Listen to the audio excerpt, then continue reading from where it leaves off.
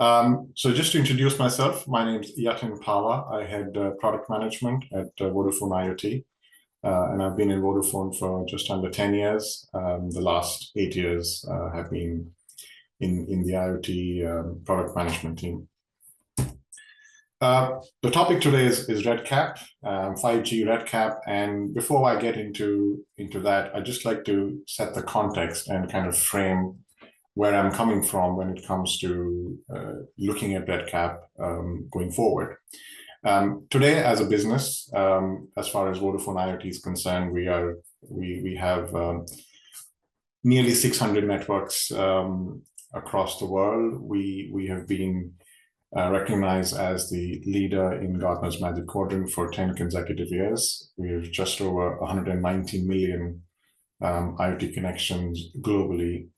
And we're seeing a significant amount of data usage growth year on year. 60% is the latest numbers.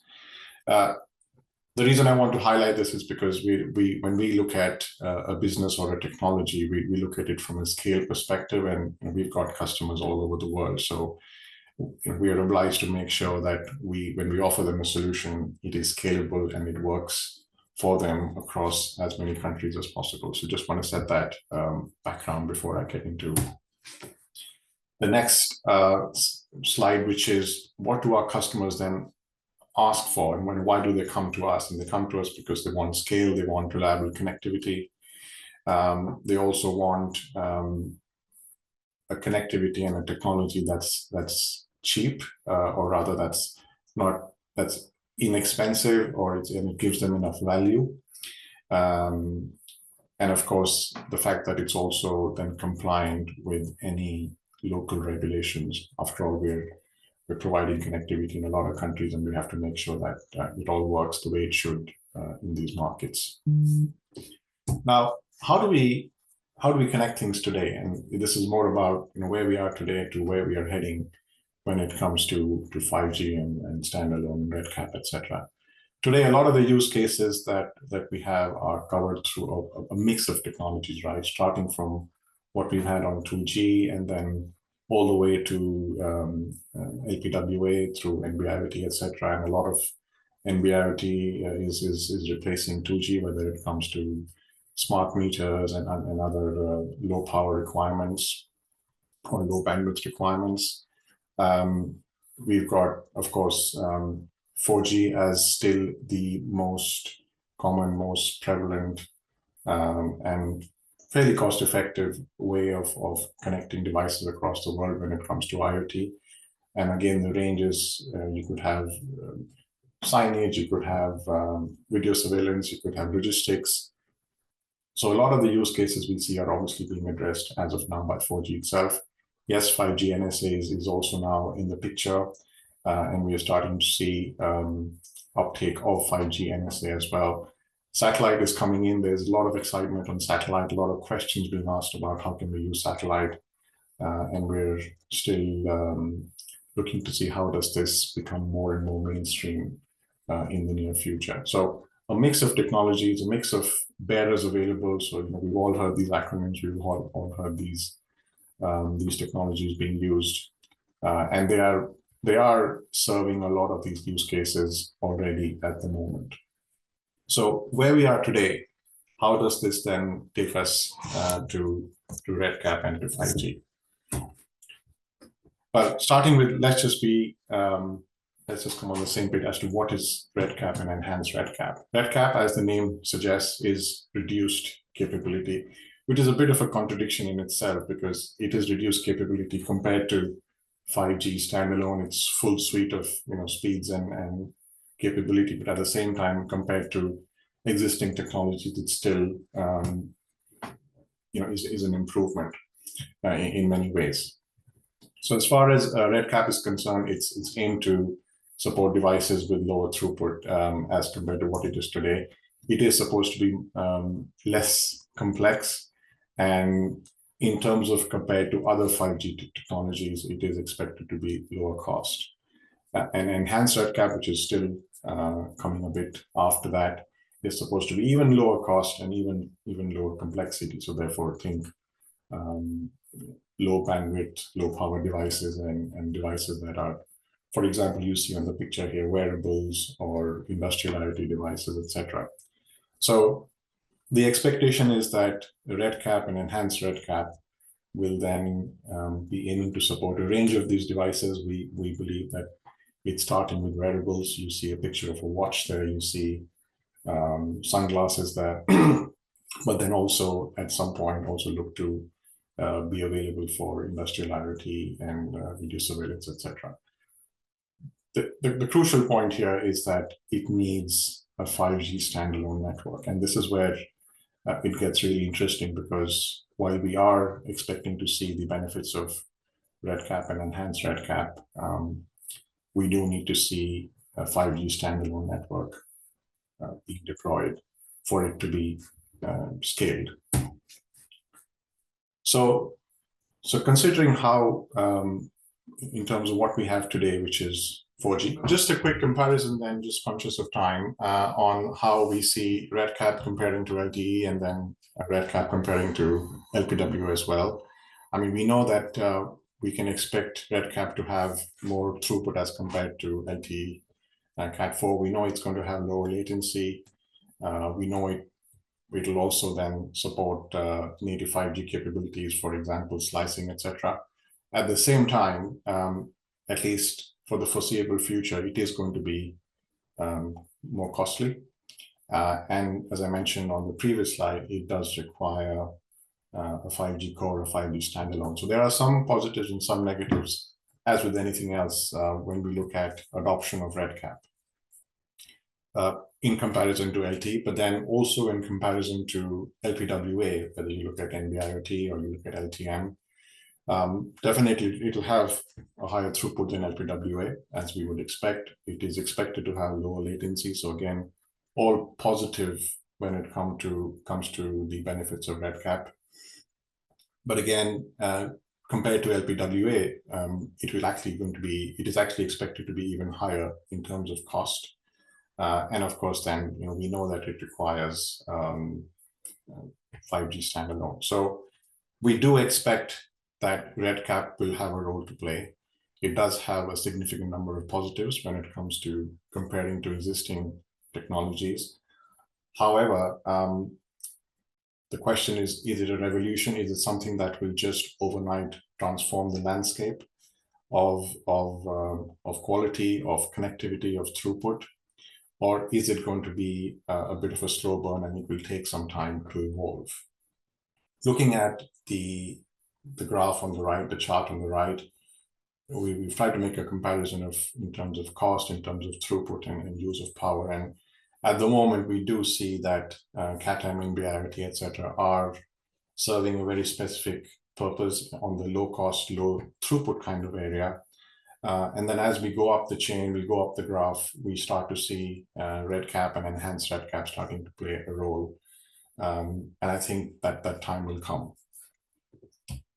So finally, when and why should you consider RedCap?